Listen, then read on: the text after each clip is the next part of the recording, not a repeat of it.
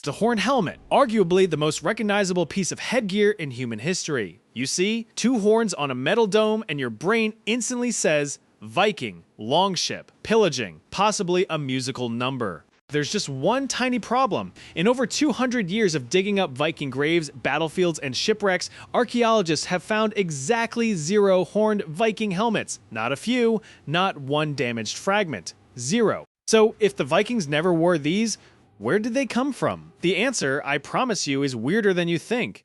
It involves German opera, 19th century nationalism, and one costume designer whose fashion choices outlived empires. Let's dig in.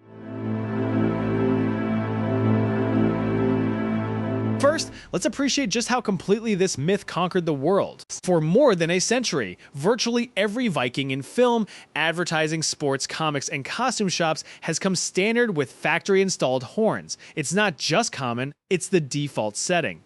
Ask a 5-year-old to draw a Viking and you'll get a beard, an axe, and 2 magnificent horns. Now, here's what makes this genuinely strange. The Viking Age, roughly 793 to 1066 CE, is one of the better documented periods of early medieval Europe. We have sagas. We have chronicles written by terrified monks, we have burial sites, hordes, entire ships pulled out of the mud, and in all of it, every carving, every account, every grave, nobody mentions horns. Contemporary images of Norse warriors, like the Bayeux tapestries, show simple, practical, conical helmets, aerodynamic, boring, extremely un-Halloween. So the horns didn't come from the Vikings, they came from somewhere much stranger. A theater in Germany, 800 years after the last longship sailed.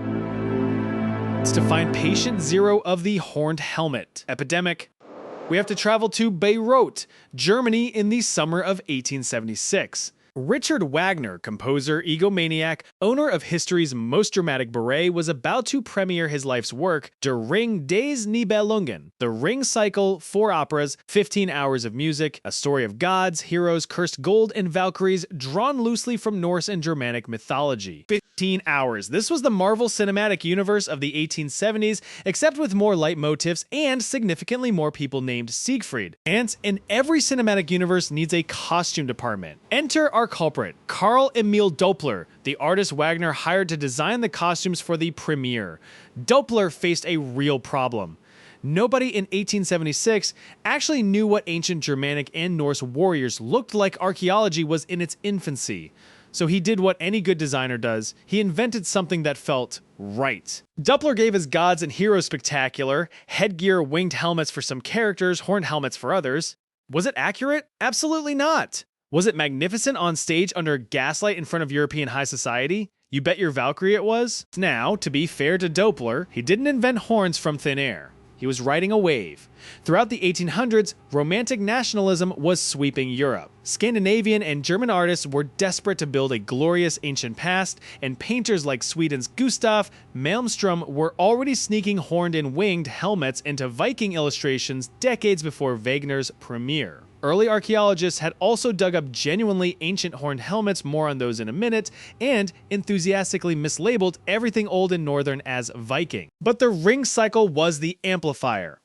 Wagner's operas became a cultural juggernaut staged across Europe and America. Illustrators copied the costumes, advertisers copied the illustrators, early filmmakers copied the advertisers. Within a couple of generations, the horned Viking wasn't a theatrical costume anymore. It was historical fact that everyone simply knew. In other words, our entire collective image of Viking warriors is essentially 19th century cosplay. One opera's costume budget outlasted the actual historical record. Let that sink in. Okay, so if not horns, what did Viking warriors actually put on their heads?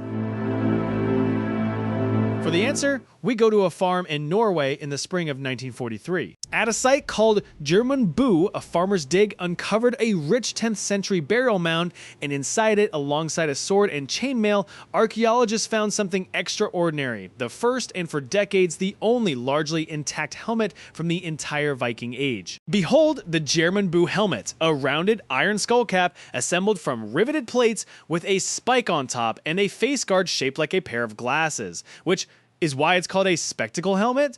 It protected the eyes and nose, it deflected downward blows, and it featured a grand total of 0 horns. This is our best evidence for what a wealthy Viking warrior actually wore. And I want to stress the word wealthy because here's the part most people miss: iron was expensive, and helmets were luxury gear. Your average Viking raider probably went into battle with a leather cap, a padded hood, or absolutely nothing on his head but confidence and questionable decision making. That's also why Viking helmets are so vanishingly rare in the archaeological record.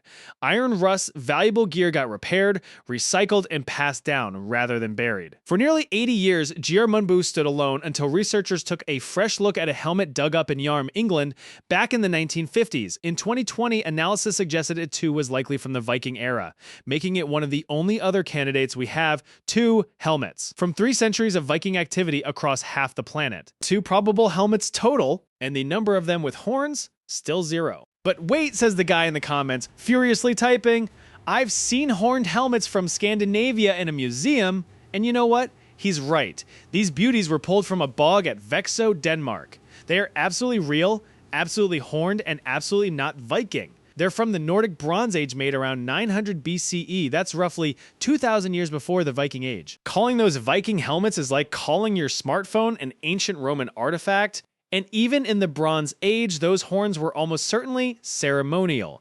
Priestly bling for rituals, not battlefield equipment. But when they were unearthed in the 1800s, excited antiquarians slapped the Viking label on them, and the confusion fed straight into the romantic image Doepler would later immortalize. And look, even if we had no archaeology at all, there's a simple logic test here. Imagine you're a Viking. Your entire job description is close quarters axe fight. Do you want 2 giant handles bolted to your head? Swords catch blows. Instead of deflecting them, they transfer every hit straight into your neck. They snag on rigging, shields, and low doorways. A horned helmet in battle isn't intimidating, it's a donation to the enemy. So here's the final scorecard. Horned Viking helmets found by archaeologists, 0. Actual Viking helmets, simple, practical iron caps like Gjermundbu, and even those were rare, elite gear. The horns, a 19th century special effect invented for the stage by Carl Emil Doepler in 1876, supercharged by Wagner's fame and built on a foundation of romantic nationalism and some very mislabeled Bronze Age bog treasure. And honestly, maybe that's the most Viking thing about the horned helmet. The real Norse were master storytellers who understood that a great legend beats a boring truth every time. Their image got hijacked by an opera and became more famous than they ever were in life. Somewhere in Valhalla, they're probably furious or flattered. Possibly both. As history is fake, comfort's real. If you enjoyed this myth-busting journey, subscribe next time. We're finding out whether medieval people really thought the earth was flat. Spoiler, that myth has a birthday too.